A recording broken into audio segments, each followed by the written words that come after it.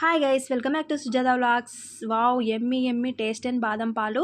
ఇవి చాలా టేస్టీగా ఉన్నవి. ఇవి నేను ఇంట్లోనే ప్రిపేర్ చేశాను. ఇవి ఇప్పుడు ఎలా ప్రిపేర్ చేయాలో ఈ వీడియోలో మీకు చూపిస్తాను. దీంట్లో చాలా పోషక విలువలు ఉన్నాయి. ఇవి పిల్లలు డైలీ తాగినట్లయితే వాళ్ళ జ్ఞాపకశక్తి చాలా మెరుగుపడుతుంది. అంతేకాకుండా చాలా హుషారుగా ఎనర్జెటిక్గా కూడా ఉంటారు. ఇప్పుడు నేనైతే 1/2 లీటర్ పాలనైతే తీసుకున్నాను.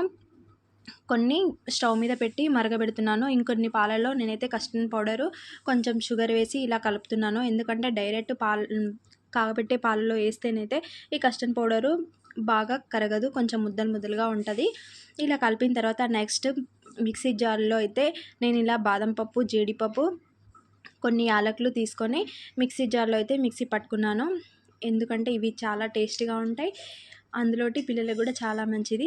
ఇప్పుడు ఇంకా నేను ఈ పాలలో అయితే కొంచెం షుగర్ వేసుకున్నాను. షుగర్ వేసిన తర్వాత ఇంతకుముందు కలిపిన కస్టర్డ్ పౌడర్ పాలనైతే దీంట్లో యాడ్ చేసేసుకోవాలి. ఇలా యాడ్ చేసిన తర్వాత ఈ పాలని బాగా కలుపుతూ ఉండాలి. మంటని లో ఫ్లేమ్లో పెట్టుకోవాలి, ఎందుకంటే కింది నుంచి మాడిపోతుంటుంది. మనము కస్టర్డ్ పౌడరు, జీడిపప్పు, బాదం పప్పు పేస్ట్ని షుగర్ వేసుకున్నాం కదా, అవి అడుగంటకుండా మనం ఇలా బాగా కలుపుతూ ఉండాలి, పాలు చిక్కబడేలాగా.